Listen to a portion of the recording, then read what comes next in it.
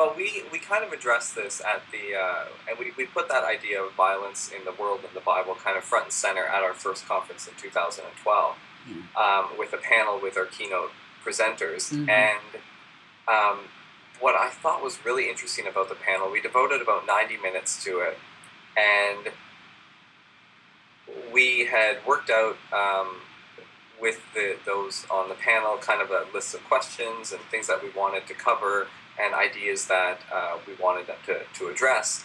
And we didn't get very far, or they didn't get very far down the list. Mm. I don't think that that is anything, there was totally nothing wrong with that. And I think it was a very valuable time for a lot of people. What I think it symbolizes is that the goal, I think, of that time together was to move from a discussion about violence and the Bible and among adults and education in general to looking at with children and youth. Yeah. And it took so much unpacking in Yes. that first piece that toward the end it was like, they were saying we didn't really get to talk about children and youth very much. Yeah. And I think what that means is we have so much work to do as adults. Right. And I don't think necessarily, for a lot of people, I don't think we're at a good place to even start to really talk with youth and children in a more, excuse me, in a more organized or programmatic way. Mm-hmm. I think things like the curriculum that you've produced are going to help us to think through these things ourselves so that we feel more confident Yes. to talk with youth and children. Mm-hmm. That being said, though, I think I don't think we who work with children should fool ourselves and work with youth. I don't think we should fool ourselves into thinking it's all on us, because with the internet in their pockets and the incredible access to news coverage and media coverage as soon as something hits, I don't think youth and children are as sheltered as we'd like to think they are. Hmm. And I feel like with a lot of people there's a pressure on, well, the onus is on us in how we present violence in the Bible and violence in the world, but they are already well aware of violence in the world. Yeah. And if they are people of who are part of a Christian tradition, I'm sure they're already aware of violence in the Bible as well, because some of the first stories we teach children are Noah's Ark, which is a story of mass genocide. Right.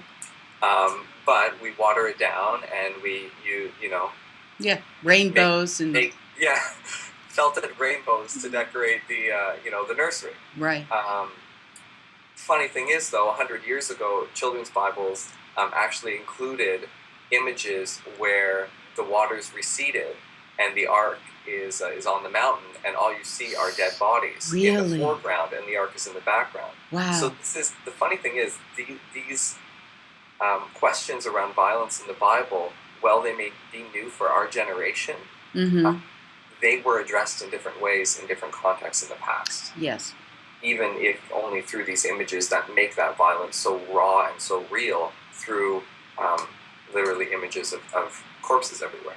Right. I know. It's so, I think looking at these things historically can be really important, because we tend to react. We don't realize that what we're doing today was a reaction against something that That's came right. before us. And, in an attempt to shelter children or to make space for this new thing that was developing, childhood, Yeah. we, in a way, sort of stopped talking about the things that the kids are aware of anyway. Yeah. And there's something about silence that is a message as well, Yeah.